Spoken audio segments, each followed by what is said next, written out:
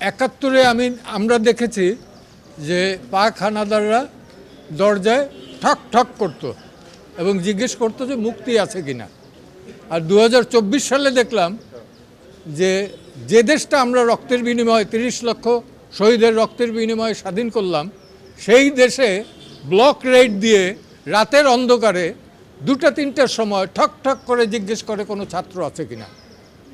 যদি থাকে তাহলে আবার মোবাইলটা চেক করেন, রাস্তাঘাটেও এটা করেন।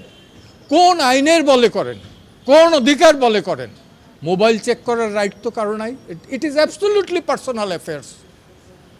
আপনারা জানেন দ্বিতীয় বিশ্বযুদ্ধের সময় রোজা লুক্সেমবার্গ, তার একটা ডায়েরি আছে, কই নাৎসিরা পর্যন্ত সেটা চেক করে নাই।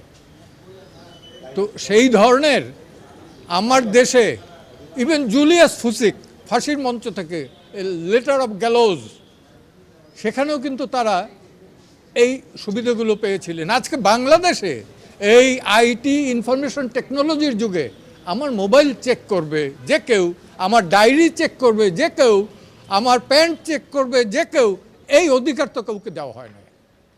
স্পেসিফিক যদি কোনো এলিগেশন থাকে, হ্যাঁ আমার বিরুদ্ধে সেটা দিবে, থানায় ডায়েরি করবে এবং গ্রেপ্তার করবে।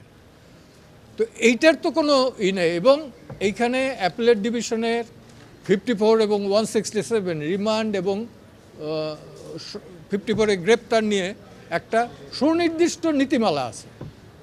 এই যে ডিবিতে নিরাপত্তার নামে নাকি রাখা হয়েছে, এইটা কোন আইনে? ডিবি কিভাবে রাখতে পারে নিরাপত্তা আইনে?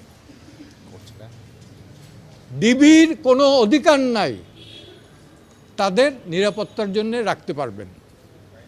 এবং এইটাই ছিল আমার সাবমিশন। প্রশ্ন তুলেছে যে খাওয়ানোর পরে নিয়ে আবার ছবি তোলা হয়, কি বলতে চেয়েছে হাইকোর্ট? কি বলতে চেয়েছে? সেটা বলছে যে এইগুলো ফান। এটা কখন কি বলছে এক্স্যাক্টলি?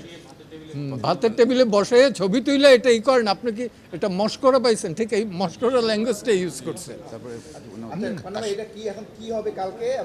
কালকে সরকার একটা এফিডেভিট ইন অপোজিশন দেবে, আর আমরা একটু কারেকশন করে দিচ্ছি। এবং হ্যাভিয়াস কর্পাসে, হ্যাঁ আমরা চেয়েছি যে এই 6 জনের মুক্তি এবং ইললিগাল ডিটেনশন এটা যাতে বন্ধ হয়। All sorts of illegal detention. Either কোর্টে প্রডিউস করবে অথবা রিলিজ কোর্টে প্রডিউস করবে অর রিলিজ করবে। আমরা বলছি যে লাইভ গান শুট যাতে কোনো স্টুডেন্টের উপর যাতে না হয়। Enough is enough. অনেক প্রাণ ঝরেছে, অনেক ইভেন ট্রমাটাইজড হয়ে গেছে। আমরা চাচ্ছি সর্বমহলে একটা শান্তিপূর্ণ অবস্থান বিরাজিত হবে এবং এখানে নিরীহ ছাত্র 16, 17, 18 বছরের এই ছেলেগুলো যাতে কোনো বুলেট বিদ্ধ হয়ে আর যাতে কবরে শায়িত না হয়, আর যাতে হাসপাতালের মর্গে না যায়।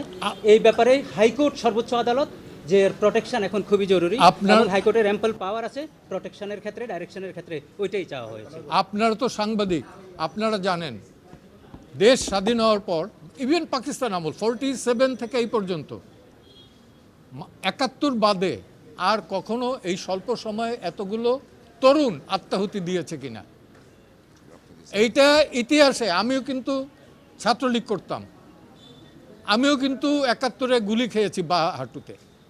কিন্তু এই দুরবস্থা দেশের, এটা কিন্তু কাম্য নয়, কারোরই নয়। কালকে যে আমাকে না করে আপনাকে করবে তার তো কোনো নিরাপত্তা নেই। আমরা জনগণের শান্তি, নিরাপত্তা এটা নিশ্চিত চাই 72-এর সংবিধানের প্রেক্ষাপটে। এবং উচ্চ আদালতের অ্যাপেক্স কোর্টের যে সিদ্ধান্ত যেটা আছে, সেই সিদ্ধান্ত যাতে তারা মানেন। আর্টিকেল 111 অনুযায়ী সেই সিদ্ধান্ত মানতে তারা বাধ্য। ধন্যবাদ সবাইকে।